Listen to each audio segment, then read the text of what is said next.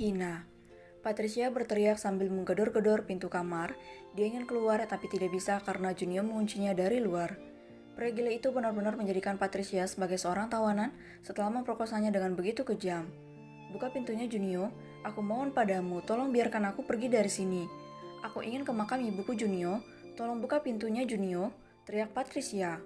Setelah diberitahu kalau ibunya sudah meninggal dalam ledakan yang direncanakan, setiap detiknya Patricia selalu dibayangi perasaan bersalah. Dia kini sangat menyesal karena tega melenyapkan ibunya sendiri, karena hanya dia yang merasa cemburu melihat kedekatan antara ibunya dan juga Elia. Mengingat nama gadis yang berhasil selamat dari ledakan membuat darah Patricia kembali mendidih. Dia tidak rela jika hanya ibunya saja yang meninggal, karena target yang sebenarnya dia incar adalah Elia. Patricia sebenarnya tidak benar-benar ingin membunuh ibunya, dia hanya mau memberinya sedikit peringatan. Tapi siapa yang menyangka kalau mimpi buruk ini akan terjadi? Ibunya mati dan orang yang seharusnya pergi ke neraka saat ini masih bisa menghirup udara dengan bebas. Kau bajingan Elia, kenapa kau tidak mati saja ha? Kenapa harus ibuku yang pergi dari dunia ini? Kenapa Elia? Kenapa? Ceklek, Patricia mundur ketika pintu kamar terbuka. Dia menatap nyalang pada beberapa pelayan yang datang sembari membawa puluhan paper bag di tangan mereka. Tanpa para pelayan itu bicara, Patricia sudah tahu apa isi dari paper bag tersebut. Dia tentu tidak lupa dengan apa yang dikatakan Junio tentang liar-liar seksi yang akan dia kenakan saat menyambutnya pulang. Bawa barang-barang menjijikan itu pergi dari sini dan katakan pada tuan kalian kalau aku tidak akan sudi untuk memakainya. Maaf Nona, di rumah ini kami hanya menerima perintah dari Tuan Junio saja. Sebagai tahanan Anda seharusnya tahu diri dan jangan sombong. Masih untung Anda tidak dijadikan manekin oleh Tuan Junio dan Tuan Glenn. Hidup begini masih jauh lebih baik daripada harus menjadi patung tidak bernyawa bersama para model-model yang serakah itu. Saud salah satu pelayan sambil melayangkan tatapan tajam. Patricia tertegun, bahkan seorang pelayan saja berani memandangnya dengan begini rendah. Tiba-tiba saja tengkuk Patricia meremang ketika dia membayangkan dirinya yang disulap menjadi sebuah patung manekin oleh pria gila itu bersama teman-temannya yang juga sama-sama berotak gila. Ini sudah hampir jam 10 malam.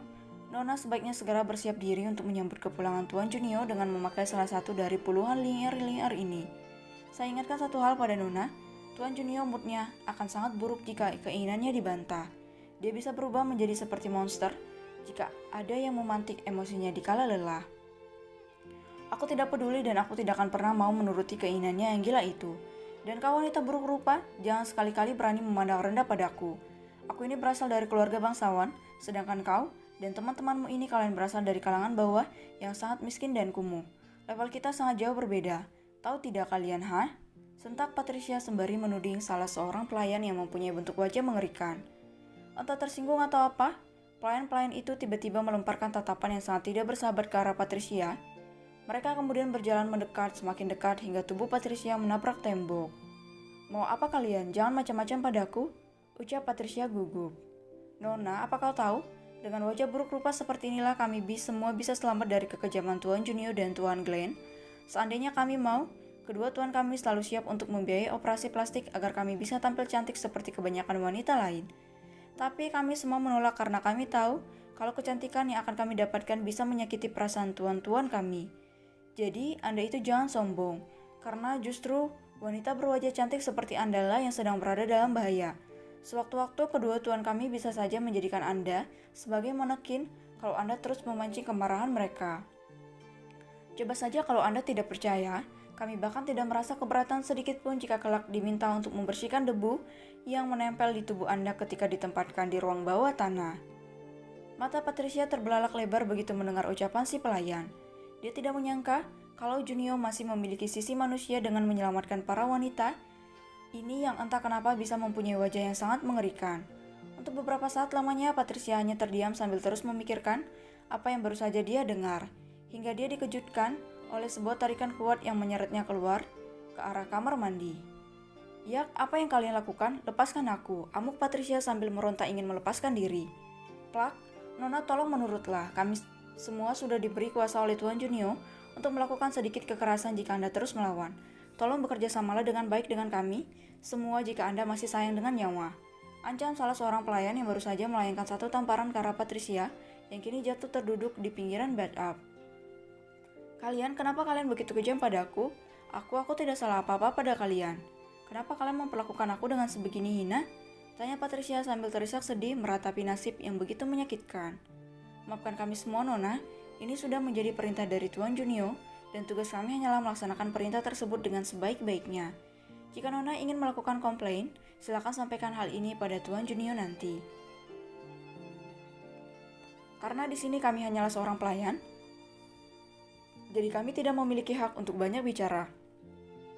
Patricia semakin terisak pilu ketika para pelayan itu melucuti pakaiannya. Dia mati-matian menahan malu ketika bercak keunguan yang memenuhi hampir seluruh tubuhnya terlihat oleh mereka. Jangan merasa malu, Nona. Semua wanita yang pernah tidur dengan Tuan Junio akan selalu berakhir seperti ini. Bedanya kalau Nona itu bisa selamat. Sementara mereka langsung dieksekusi begitu selesai dituduri. Jadi Nona bersyukurlah atas kehidupan yang diberikan oleh Tuan kami. Ucap pelayan yang menyadari kalau tawanan majikannya sedang merasa malu. Aku boleh bertanya tidak? Tanya Patricia mencoba untuk melunak. Dia patuh ketika diminta untuk masuk ke dalam bathtub yang sudah diisi dengan air hangat dan juga taburan kelopak bunga mawar. Asalkan itu tidak melebihi batasan, kami mungkin bisa menjawab. Patricia mengangguk. Sekarang aku di mana?